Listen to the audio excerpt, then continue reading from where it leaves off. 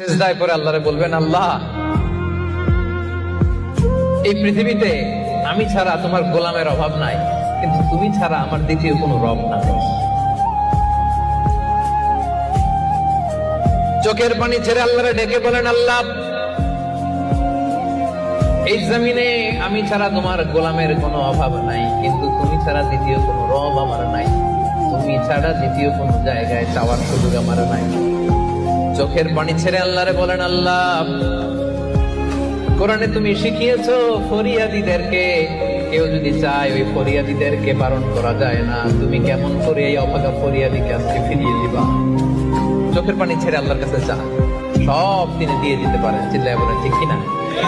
গোটা বিশ্বের সবাই আমাদের যার যা লাগবে সব যদি আল্লাহর কাছে চাই, আল্লাহ যদি সবাইকে সবকিছু দিয়ে দেয়, আল্লাহ বলে আমার ক্ষমতার 1 ইঞ্চিও কমবে না। চিল্লায় বলেন ঠিক কিনা?